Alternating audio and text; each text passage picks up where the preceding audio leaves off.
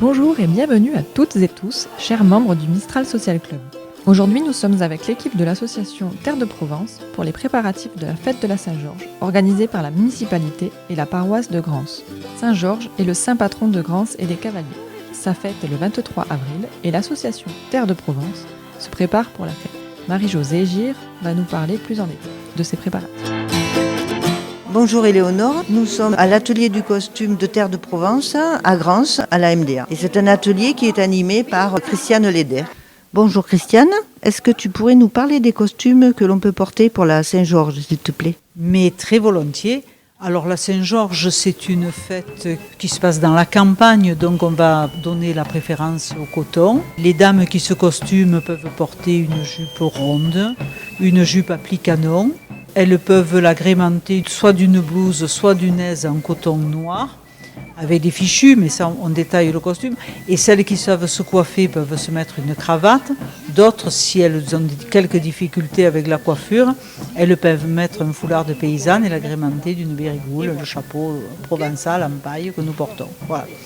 Les messieurs portent un pantalon de laine ou un pantalon clair, une chemise, un gilet, sans oublier le chapeau parce que la tête était toujours couverte. S'il y a des enfants, et c'est tant mieux, les petites filles, à l'image des grands, une jupe froncée, une petite blouse, petit gilet lacé et sur la tête, soit elles font deux tresses, soit elles mettent un petit chapeau de paille. Pour les petits garçons, un pantalon, une chemise qui peut être à raies, qui peut être à carreaux, un gilet et une casquette. Après, s'il y a des messieurs qui ont un habit de berger, un costume de berger, donc c'est des pantalons en velours, les grosses chaussures, la chemise un peu grossière, un gilet un peu brut, et bien sûr la cape. Ce sont des costumes très simples, on peut facilement porter. Les jupes arrivent à la cheville pour les jupes à plis canon. Des chaussures plates, on reste dans quelque chose de très campagne. Alors au niveau des accessoires, on peut avoir soit un petit panier, c'est très bien pour la Saint-Georges, soit une bourse en tissu, soit une petite valisette. Voilà, on accompagne ça de... Merci beaucoup. Mais avec plaisir. Nous sommes avec Magali Gillet, enseignante de provençal, qui va nous lire un extrait de Mireille, œuvre de Frédéric Mistral, qui traite du costume. Elle aimait une courdelle blanche, d'abord ses nouses, autour d'Isanque, une rouge coutillon qu'elle même appliqua d'une fine carreladure, méravillette des courdures. Et sus aqueu, à sa ceinture, une autre et bien plus belle esleu mai a trenca.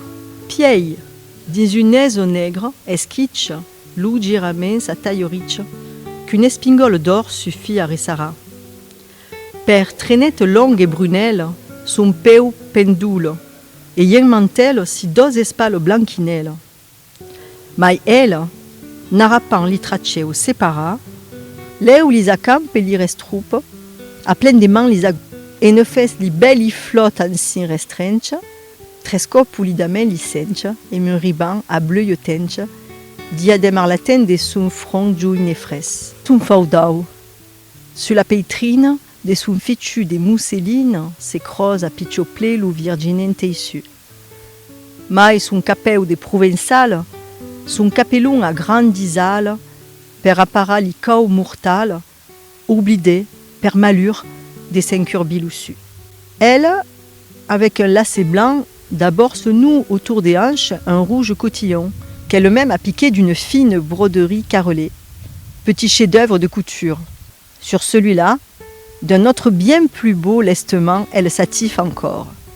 Puis, dans une casaque noire, elle presse légèrement sa taille riche, qu'une épingle d'or suffit à resserrer. Par tresses longues et brunes, ses cheveux pendent, et revêtent comme d'un manteau ses deux épaules blanches. Mais elle en saisit les boucles éparses, vite les rassemble et les retrousse, à pleine main les enveloppes d'une dentelle fine et transparente. Et une fois les belles touffes ainsi étreintes, 3 fois gracieusement elle les ceint d'un ruban à teinte bleue, diadème arlésien de son front jeune et frais. Elle met son tablier sur le sein. De son fichu de mousseline, elle se croise à petits plis le virginal tissu. Mais son chapeau de provençal, son petit chapeau à grandes ailes pour défendre des mortelles chaleurs, elle oublia, par malheur, de s'en couvrir la tête. Merci beaucoup Marie-Joseph, Christiane et Magali pour votre participation à ce reportage sur le costume. On vous rappelle les dates importantes à venir concernant les fêtes provençales. La Saint-Georges à Grance, les fêtes d'Istres, Racine et Gitelle début mai à Miramas, mais également la semaine provençale à Salon avec la transhumance le 9 mai, une occasion de plus de porter le costume en coton. À très vite sur le Mistral Social Club.